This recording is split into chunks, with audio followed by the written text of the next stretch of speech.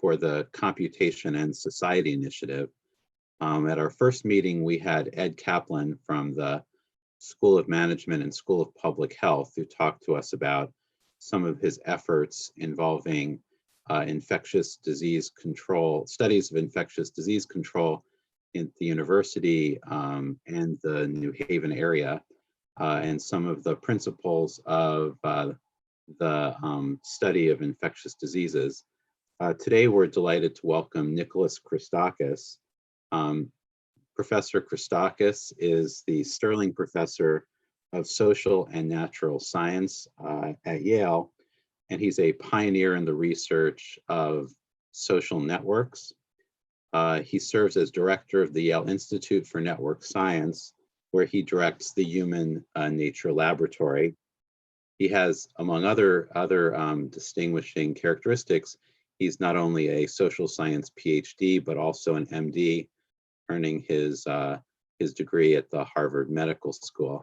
He also has a degree from Harvard Masters of Public Health, I guess. So he has an amazing background for that he brings to his work in this area. His work has been published in I would say every leading general interest science journal, as well as major social science journals. And today he's going to discuss a number of things, the key parameters in the models of infectious disease, as well as give us his insights into what we should be focusing on as we move forward. Nicholas is going to talk for about 30 minutes, and then we're going to have an opportunity for question and answer. Please use the chat room feature to ask your questions. Nishith Vishnoi, who along with Elisa Sellis, professors in computer science and statistics and data science, respectively at Yale, are the co-directors with me of the Computation and Society Initiative. Nishith will be moderating the question and answer period. So Nicholas, thank you very much for taking the time to join us this afternoon. Thank you so much for having me, and I recognize many of the names that I'm seeing in this assembly of little squares in front of me. And I'm sure we all wish we could actually do this in person the old-fashioned way. It's a very odd way we're living now. What I'd like to start by emphasizing is that something very unusual has happened this year, which is that a new pathogen has taken root in our species. This happens from time to time. It just doesn't usually happen in quite this way. And what's a bit odd about it is that it's foreign to us, but it's common in human history. I mean, there have been plagues that have been documented for hundreds or thousands of years. So what's happening is that we are being afflicted by a plague. And it seems so odd to us in the 21st century that this should happen. And yet it is happening. And there's no reason for us to imagine that we would be immune from the predations of plague. Nothing material has changed with respect to how new pathogens afflict our species from time to time. As near as we can tell, this pathogen leapt from bats to humans sometime in November, by a means that's still not fully clear. It may have had an intermediate host between bats and humans. Bat coronaviruses are known to do this, are known to be problematic, have been studied by scientists for many dozens of years. There's nothing surprising to experts in bat coronaviruses that this thing could have happened. It happened in Wuhan in November, and on December 1st, the first patient in Wuhan that we're aware of developed symptoms. This disease began to spread in Wuhan. There's an interesting story there about a young doctor who subsequently died of the condition, Wenliang Li, who noticed that there were many cases of an unusual kind of lung condition afflicting his patients, had a kind of private Facebook or equivalent chat with some of his colleagues, clinician colleagues. This caught the attention of the authorities, and in a feature that has plagued plagues forever, people have tried to tamp down on bad news. And so the local authorities called him in, accused him of rumor mongering, which was ridiculous. He was, of course, was telling the truth, and he had to sort of retract his statements. So so the disease began to spread in December. It was noticed by the local clinical personnel, and eventually the authorities. And by January, it was beginning to spread throughout China and throughout the world. In some research that we have done with Chinese colleagues, we were able to track the flow of people throughout China in that period in January, and were able to document how, as people spread, they carried the germ with them throughout that enormous country. We know from genetic studies that already the disease was in Seattle by the middle of January, unseen, of course, by us. And this too is typical of such pathogens, such plagues, since time immemorial. They move rapidly and unseen, and by the time local authorities are aware of them, it's often too late to take any kind of protective action. Of course, the New York strains arrived subsequent to that on our continent via Iran. The first case was a woman returning from Iran to New York City and Italy. And we know from analysis, again, of the strains when these conditions likely arrived in which parts of our country. And of course, from there, the middle of January entering into February, the disease spread throughout the United States. And of course, in the interval between the Wuhan outbreak and the Seattle and New York City outbreaks, of course, we had the collapse in Italy and in Qom in Iran, and eventually, of course, throughout Europe. This pathogen is very similar. It's a coronavirus, very similar to the one that caused SARS in 2003, but this pathogen is less deadly and perhaps more transmissible than that pathogen. It can lead to variable outcomes. So our best estimates, and I think they're probably likely to be correct, are that 50% or so of people who are infected with this pathogen are completely asymptomatic, are unaware that they have the condition. Maybe 10% get serious disease, and perhaps as many as 1% who get the disease die of it. And it's unclear what causes the variation in presentation. Why do some people have no symptoms and some people, get seriously ill and even die? There are a number of factors we already know that play a role. One is age, and this condition spares the young. Most respiratory diseases have a U-shaped curve. If you plot age on the x-axis and mortality conditional on infection on the y-axis, you get a U-shape with infants being killed and the elderly being killed. This particular pathogen actually, for many adults, quite pleasingly, spares our children. It has a reverse L-shaped. So there's low mortality at all ages until you begin to inflect at middle age, and by above the age of 80, you get about 20% mortality. So for people younger than 20, our best estimates is that 1 in 2,000 to 1 in 3,000 people who get the disease might die. In your 50s, it's about 1% to your 60s. And above 80, you have about a 20% chance of death if you get the infection. So age helps explain why some people don't have problems and some do. Another feature that explains whether people have problems is something known as the inoculum. How much of the virus, literally how many viral particles are transmitted from me to you? And I think this has been estimated that you need at least 40, if it's not in this condition, it's in some other condition, similar condition, particles need to be transmitted in order for it to be able to establish itself in your body.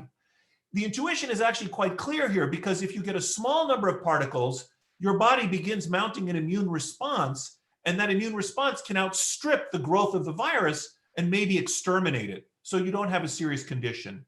But if you get a large dosage of the virus overwhelms your body's defenses. This is why healthcare workers are so gravely afflicted by this condition, because they're up close and intimate with the patients that they are caring for. So they get large doses of virus being expectorated by very sick people. This was noticed almost immediately in China and has been a pattern in Italy and in our country as well.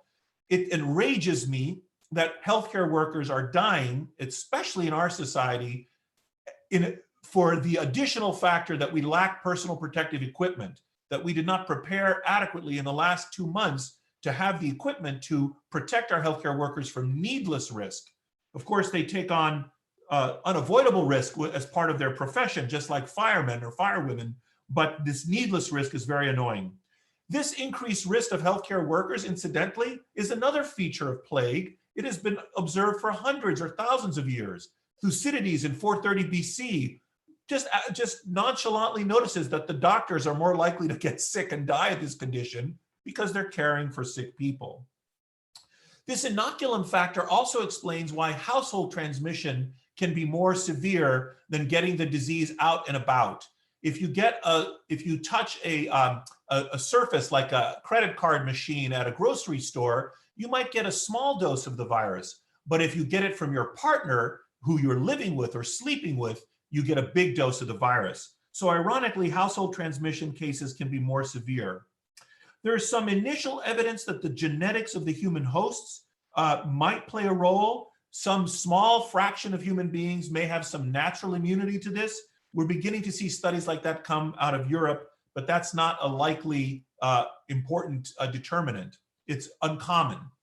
And finally, there may be some evidence, and again, this is unclear, of the impact of prior exposure to other coronaviruses, whether they confer cross immunity to this condition.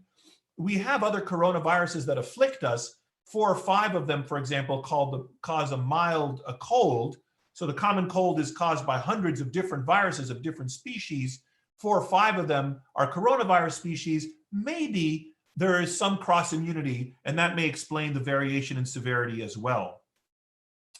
The case fatality ratio of the pathogen appears to be, and this is still contested. I mean, we just don't know, and I'm frustrated like everyone else, but we have to remember this pathogen just jumped to us 3 months ago, and people are scrambling to collect information about it.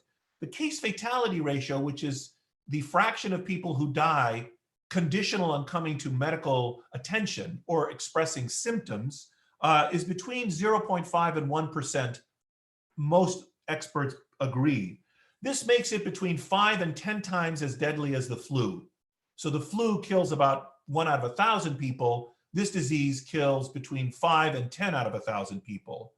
And the infection fatality rate, which is the fraction of people who are infected who die, is probably half that, because half the people are asymptomatic. They never come to medical attention. Roughly speaking, we think the case fatality rate is 2 times the infection fatality rate in this condition. So the flu kills 0.1% of people. The H1n1 epidemic from 2009 that fizzled out only kills 0.05% as many people. So that pathogen was half as deadly as the flu, which is one of the reasons, even though it was a pandemic, nobody cared. This condition kills about 1% of people, we think, and it is 1/10 as deadly as SARS from 2003, which killed about 10% of the people it afflicted. As many as 50% of the elderly died of that condition. In fact, the lethality of that other SARS from 17 years ago is one of the reasons it petered out. It was so deadly that it killed its victims before they could transmit the disease. And finally, the 1918 pandemic, which was a different pathogen, it was an influenza, we think killed about 4 to 5% of the people. It had a case fatality rate of 4 to 5%. So that's one important parameter about this pathogen, is its lethality as quantified by the case fatality rate. Another important parameter is the reproductive rate of the pathogen. Many of you have probably seen the movie Contagion. I forgot the name of the actress. She talks about the R0, the R0. That's the reproductive rate in an unfettered population where no one is immune and the virus is doing what it wants. But really, most people look at something called the RE, the effective reproductive rate. And that's a parameter that, for example, represents typical social mixing. Of course, if we stop interacting with each other, we can drive the reproductive rate down to 0. If we each of us self-quarantine completely alone. So the reproductive rate is not an intrinsic property of the pathogen. It partly reflects the pathogen. For example, measles is very transmissible, but it's also a property of what the hosts are doing. How much are they socially mixing, and what fraction of them are immune? We think that the effective reproductive rate of this pathogen is between 2 and 2.5. That means each case creates another 2 to 2.5 cases to replace it. The mode of transmission of this pathogen certainly includes droplets. When you cough or sneeze, you expectorate droplets. They float through the air. They affix themselves to other people, and this is what spreads the disease if it lands in their mouth or other part of their body. This is why masks are very important. Another mode of transmission is what's called fomites. Those are smooth surfaces. The virus doesn't like porous surfaces like money or fabric, but it likes smooth surfaces like glass and metal, and it can live there for, we don't know for sure, but at least 3 days, we think. There may also be aerosol transmission. This is hotly debated right now, whether even if you're more, the droplets, when I cough, little droplets will drop to the ground if you're more than 6 feet away from me. They don't make it all the way to you, although this too is being debated. But aerosolized is if little free-floating particles of virus like float through the air, and we think there is some aerosol transmission, but it's not very effective and not very common is the current thinking. And finally, there may be fecal transmission of this pathogen as well. Once you're infected, we know from Chinese studies that you have immunity for at least 40 days. We don't know how much longer because we haven't had the virus on the planet much longer. But we know from prior coronavirus infections that the immunity probably lasts 10 to 12 months when measured, at least when measured by the titers of immunoglobulin in your bloodstream. Now, even though those titers decline, which is typical with many kinds of infections, you still have memory immunity, which you can reactivate. So if reinfected a year later, we do not think the condition, you have sort of partial immunity. It's not going to be as serious as before. And the only way to know, we know this type of stuff is typically because some experiments have been done where people are literally re-challenged. They're re-exposed to the virus. So I expose you today, follow your immunoglobulin titers. A year from now, bring you back, measure your titers. I see they're low or zero, undetectable, and I deliberately expose you again to the virus and see what happens. And if you don't get sick, we say, aha, you don't have immunoglobulin immunity. You have other so-called memory immunity. Now, the reason I spend some time quantifying this case fatality rate and the effective reproductive ratio is because those are two very important parameters of a pathogen. And you could imagine creating a graph. Let's say you put the mortality rate on the x-axis and the reproductive rate on the y-axis, and you could plot all of the pandemics that have occurred over the last 100 years.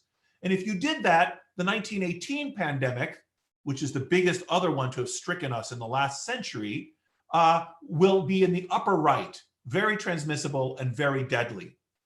And then the H1n1 pandemic will be not very deadly and moderately transmissible. And the SARS one will be where it is, and so forth and so on. But this pandemic is sort of right in the sweet spot. Intermediate lethality, not too lethal, not too benign, and intermediate transmissibility. And this makes it extremely dangerous. And it reminded me right from back in February when I actually began to study this in late January to do some research on this in papers that are going to start to appear soon. And but it began to remind me that this was going to be like the 1957 pandemic. These parameters are very similar to the 57 pandemic, even though that pathogen in 57 was a totally different species of virus. And even though that pathogen had a U-shaped mortality function with age, but that pathogen also originated in China and had some other international spread quality similar to this one. Incidentally, the 1957 pandemic had an attack rate, which is a third parameter. That's the fraction of people who ultimately are infected with the disease, had an attack rate of about 40%. So when all the dust settled, when they went and they tested people's blood, had they ever been exposed in 1957 to the pathogen, then only 40% of people were infected. This is typical of these diseases. Not everyone ever gets infected. Some, maybe 20 to 60% of human beings get infected. We don't know in the end what fraction will get infected with this virus. We think probably it'll be above 40% or maybe more, maybe a little less, but we don't know yet how many will be infected. But that's important, the attack rate, because we're beginning to have measurements of how many people have been attacked in various parts of the country. And And even in New York City, there was just a study published last week looked at a sample of over 200 pregnant women who delivered their babies at the end of March. So these were women who conceived 9 months ago. They're like a random draw of relatively young people in New York who present to deliver their babies. They don't have any other choice. It's a kind of representative sample, although they're women and they're pregnant and they're relatively young, but it's kind of a smooth draw. 16% of them were infected with the disease. And most of them were asymptomatic. 90% of them were asymptomatic, which is also interesting. The point, though, is that even in New York at present, no more probably than 16% of the people have been infected. So we have a long way to go still with this pathogen doing what it wants with us. Now, unfortunately, with this pathogen, there's also something called as asymptomatic transmission. Another two things about this, any pathogen that are important to know is something known as the incubation period. That's the period from infection to symptoms. And there's something known as the latency period from infection to being infectious. The latter here, the latency period, is shorter than the incubation period. And that means, which makes it like HIV. You can transmit HIV to other people and not have any symptoms, but makes it unlike smallpox. In smallpox, you have to have symptoms before you can transmit it. And I just saw that Alan popped up. Do you want me to stop, or I'm timing myself to, we started, I can't hear you, Alan. I still can't hear you. And Nicholas, at some point, I was just going to warn you that you had gone on for about 25 minutes and give you a little warning, but you're not quite there yet. Yeah, I looked, your introduction took me to 10 minutes after, and I was going to do 30 minutes. Exactly. And I'm clipping Please through. Continue. Yeah. Is that okay? Perfect. Just do this on instead when you want me to stop. All right. Okay. Anyway, so this is one of the reasons it's so difficult to address this pathogen, this so-called omega period that the latency ends before the incubation, and why testing is so important. We need testing to see who has the disease. How do we respond to this pathogen? Two broad categories: pharmaceutical interventions, of which there are antivirals. Many are being tested. I'm not too optimistic we'll have super effective ones. It's very hard to get antiviral drugs. And vaccines. Hundreds of trials have been started with many different strategies. I am optimistic we'll have a vaccine, but not fast. I think people who think we'll have one in 2021 are completely wrong. And what are known as non-pharmaceutical interventions. These are things that people can do themselves, like wear masks, wash their hands, maintain physical distance, or collective non-pharmaceutical interventions, like closing schools, banning gatherings, closing borders, confining people to their homes, or having broad programs of testing and quarantine. I want to mention that one of the things that caught my attention was that on January the 25th, the Chinese government, and of course China is an authoritarian country and has a collectivist sort of culture, China imposed rules that kept 930 million people in their homes beginning January the 25th. From my perspective, this was a social nuclear weapon. The Chinese have still kept, they're just beginning to release their people out. So all those people left their homes once or twice a week for the last 2 or 3 months. It's an incredible thing that they did. And what they were able to achieve was to stop the spread of the pathogen. They did not eradicate it. Just like us, as the lockdowns get released, the pathogen will come back. Now, the point of this was to flatten the curve, was to reduce the incidence. So if we're going to have 240,000 cases in the United States, instead of having all 240,000 next month, we would like to have 20,000 a month for the next year. This is good because it reduces the burden on our healthcare system and therefore saves lives. Instead of everyone getting sick now, and so we overwhelm the system and they can't care for people, we spread it out so we can take care of people and save their lives. It also has the benefit that it pushes some of the deaths into the future, which means that those people get sick at a time we might have discovered some drugs that help or have invented a vaccine that completely eliminates those cases. And finally, it's often the case that, that the disease mutates to become less severe as time goes by, so people infected later in the course might have more benign courses of the disease. There are two different kinds of tests I mentioned. There's the PCR test for the virus, where I put a swab in your throat and I take out some mucus and I test for RNA of the virus, that can only test whether you're infected right now.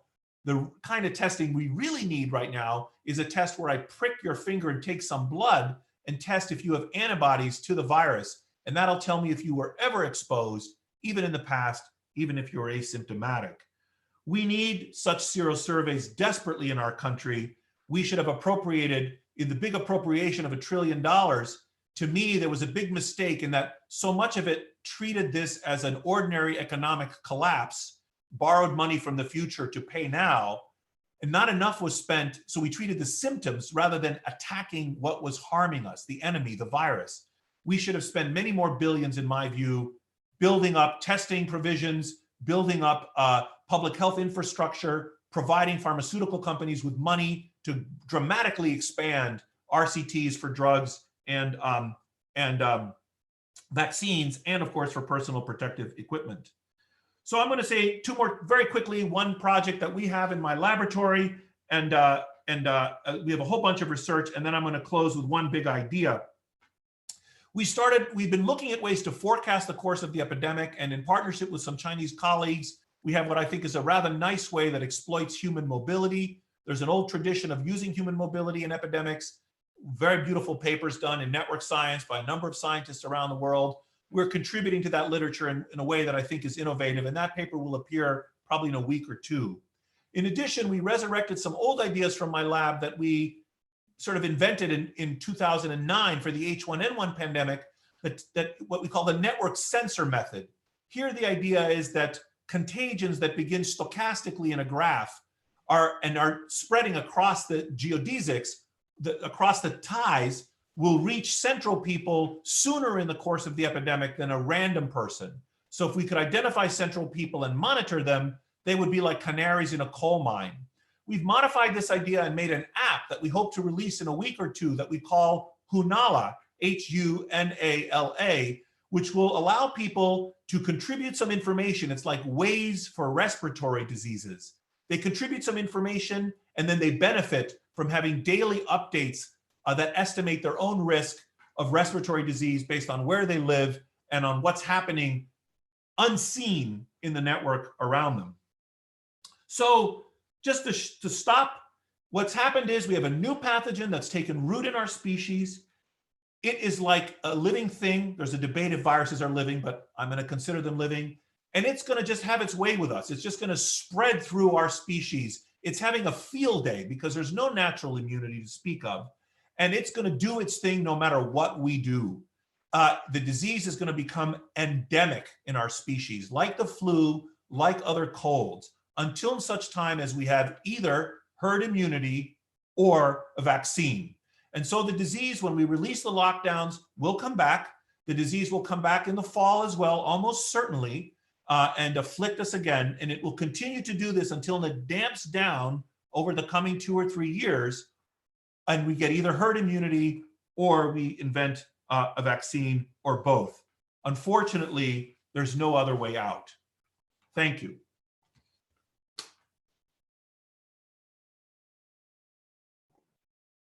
Okay, so thank you very much, Nicholas. I just have a couple quick questions for you.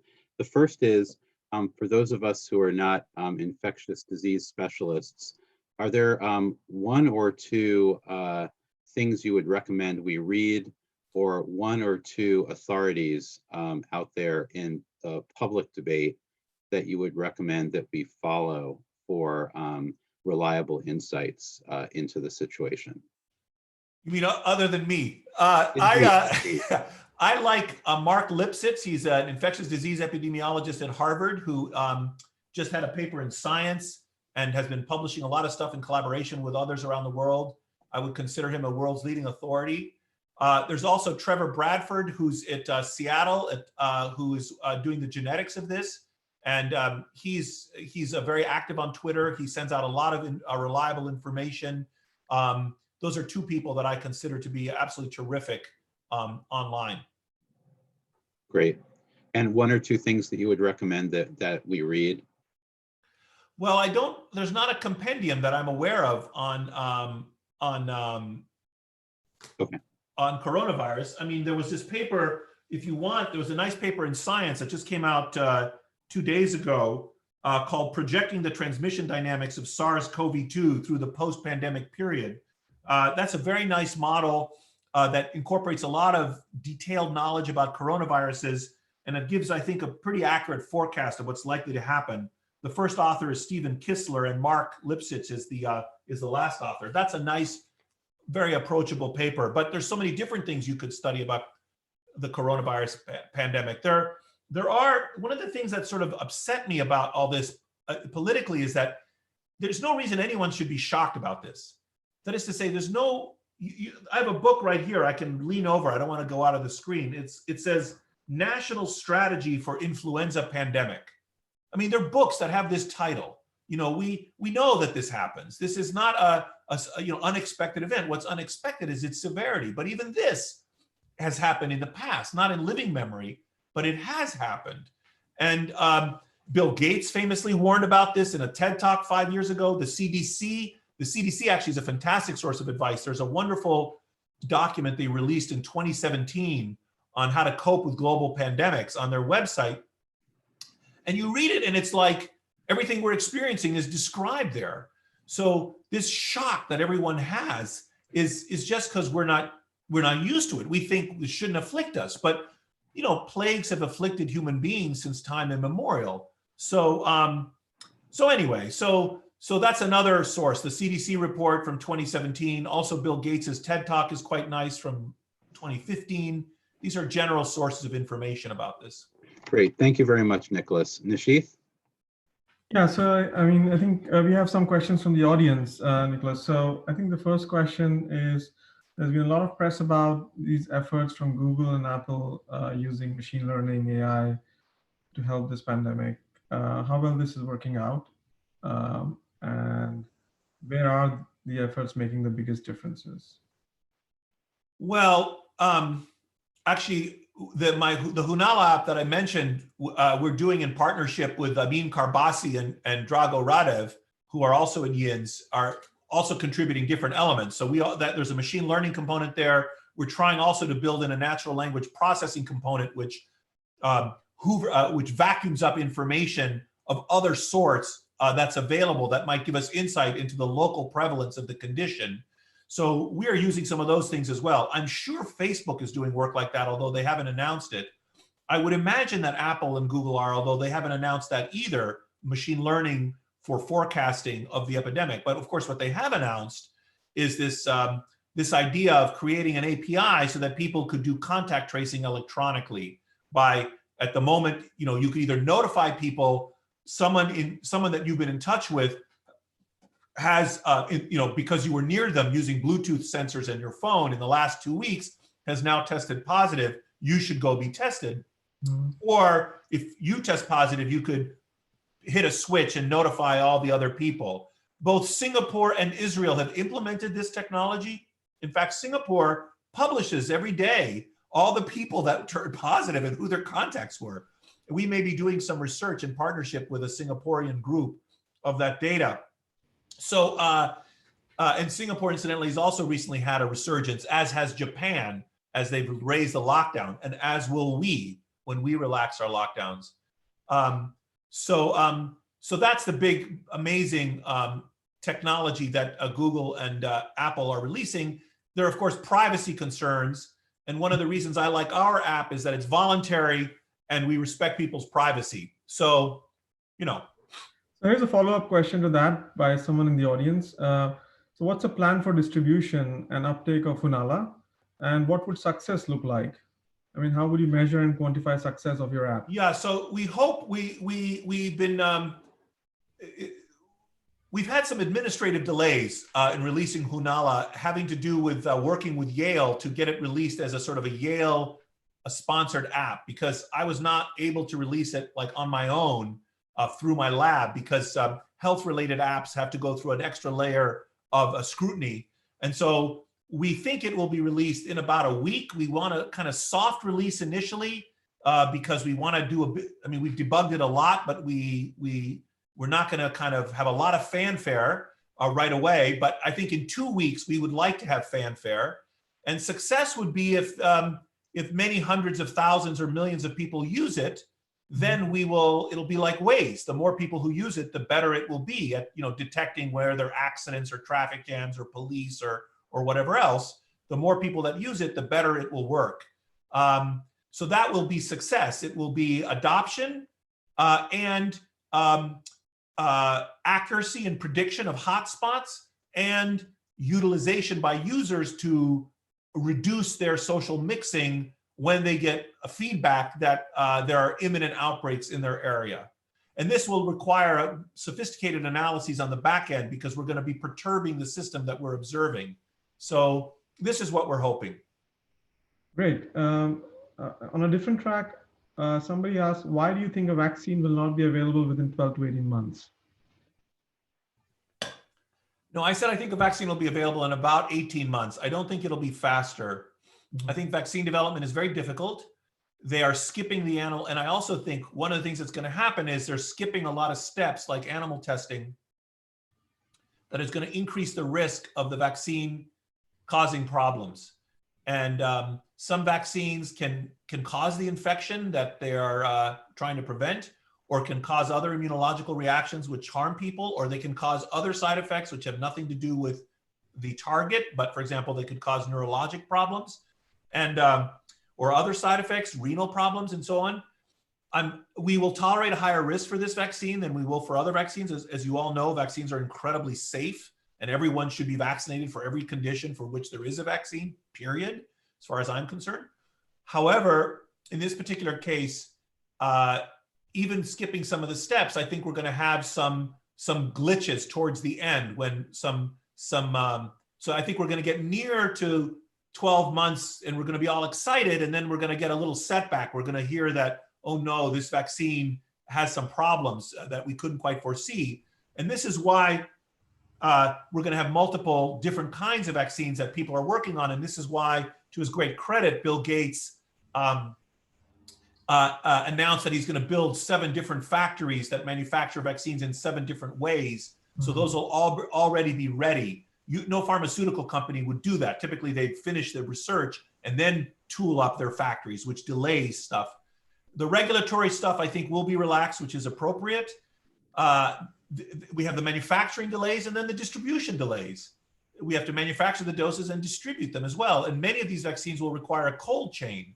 The vaccine will have to be refrigerated at every step, not all of them. And this also is a problem. I mean, distributing vaccines through a cold chain, as many of you know, is not a trivial thing. So I think even if we do all the clinical science fast, there are other steps that are going to take time. I just don't see it happening right away. And the first people who will get it, of course, will be healthcare workers and first responders. And it'll be therefore further delay before the average Joe gets the vaccine. So what's a good upper bound? 18, 24 months? Yeah, I would say 24 is an upper bound. And this is incidentally why I won't go off on that digression, but yeah, I would say that. And the reason I'm optimistic that it'll work, among other reasons, is that we have coronavirus vaccines for veterinary use. There are a couple of coronaviruses that afflict animals, and successful vaccines have been made for them. So, this gives me confidence or hope that we'll be able to make one for ourselves. Also, the virus is different it doesn't mutate at the same rate. The mutation genetics are complicated. It's very different than the flu. So we think once we get a vaccine, it'll be effective, and we may offer boosters or we may have to tweak it in the future, but initially it should work. So, on that thread of mutations, I think somebody's asking, and this is a question I even had, as you said that, right now the virus is getting a really big play field. It's infecting so many humans. Say that again? So the virus is getting a big play field right now, infecting so many humans, getting the ability to mutate because really it's unchecked at this point. Is there some analysis being done which tries to understand new mutations, yes, possibly 3, 4, 5 mutations, which can be even more lethal and prepare? Oh, yes.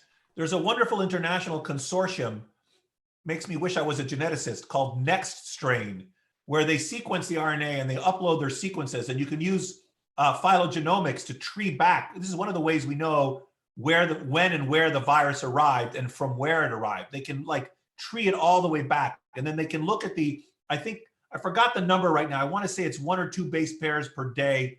I don't remember. Don't trust that number, but you can use that intrinsic mutation rate to go all the way back and figure out when the introduction event occurred, which also triangulates with sometime in November. So it's quite sophisticated and magnificent, actually, as a kind of, it's like incredible science, actually, like internationally collaborative, mixes, genetics with mathematics. It's wonderful. And so that's been done. And we have no evidence that the virus is becoming more or less infectious. It could happen, but no evidence so far. And experts don't think it's likely to become deadlier. And generally, these viruses become less deadly because they don't want to kill us. It's better for the virus if we are just sick but don't die, so that we spread it to other people. Right. If I get sick and die quickly, I don't give it to anyone. That's not good from the point of view of that strain. So this is what's known so far about that. I hope I answered the question. Yeah, I think that's an excellent answer. Another question from the audience: is the base case expectation that we'll hit the 40% attack rate before we have effective antiviral or vaccine? It all depends on how long we keep up the lockdowns. This is the thing. All these people who are declaring victory, oh, it's great, we're only going to lose 50 or 100,000 people on the first wave. Well, that's bought at the price of crashing our economy, and all of us are using Zoom right now to talk to each other. That's hardly success. I think if we hadn't done this type of social isolation and physical distancing, maybe 1 million Americans would have died. Just think about this. If the attack rate were 20%, which is on the lower bound of what anyone would imagine, and indeed on the lower bound of what's been observed at thoroughly attacked cities in Germany and Italy, and even now we have data in New York, 20%, what are there, 350 million, 360 million Americans. So that's about, let's say, 70 million people would be infected. If you pick like a 1% a death rate, or even 0.5%, that's 350,000 Americans dead. No, 70 million, 700,000 is 1%. So between 350,000 and 700,000, depending on the case fatality rate, or if you use the infection fatality rate, dead from this condition. And that's if the numbers are as we know. If more people get infected, many more would die. So this was a serious threat we faced. Great. So one more question. Actually, I had a quick question from the audience. I noticed inside one of the questions, Nicholas, someone asked a specific question. There are these, I think there's about 4 or 5 reopen the economy, reopen society plans out there. American Enterprise Institute has one. Harvard has one. And this question is about Paul Romer. Paul Romer has this idea that I think he wants us to do testing on a 2-week schedule or something like that. I don't know, the details of this perhaps, but it's a massive increase in testing. Yeah, I don't know the Romer plan. Yeah. The question is the plausibility of plans that involve super scaling testing. Yeah, so I've skimmed the Gottlieb plan from the AAI, which I like what I saw, but I haven't studied it in detail. I think the only way we can look, either we need political leaders who are going to tell us you have to tolerate a lot of death, and we're gonna lift the economy because people are dying anyway. Crashing the economy causes death as well. Let's admit that. So we're just going to let the epidemic hit us, and many will die, and then we'll get it over with. Now, first of all, there are a couple of problems here. First of all, there's very unlikely a political leader would do that. Second, Americans might say they want that, but they don't really believe it's going to happen to them or to the people they love. Why Americans think that if they're sick and they go to the hospital, they'll be taken care of. Americans might say, let's let the epidemic hit us. But then when their loved ones get sick and they go to the hospital and someone says, we have no bed for you, go home and die, I don't think they'll like it much anymore. And then it'll be too late to do the social. Then you say, oh, well, now let's all physical distance. It's too late at that point. So I don't think Americans would actually tolerate that even if they wanted. Furthermore, death is expensive anyway. People dying in the streets is going to tank our economy. So the only route that I see forward in the intermediate term is some combination of leadership that tells Americans sacrifice is going to be required. We can't open the economy right away. When we do open it up, you're going to have to live differently. We're going to have shift work that spreads out when you go to factories. We're going to have to wear masks. We're going to have people take your temperature when you go into buildings. Certain, kinds of businesses are not going to be able to come back right away. You're going to have to not shake hands. We're going to have massive testing, and you're going to have to be good citizens about it. You're going to have to get testing. We're going to make it freely available. It should be free, by the way, because it's a collective good. I benefit if you're immune and you know you're immune. I benefit if you're infected and you know you're infected and you stay home as a result.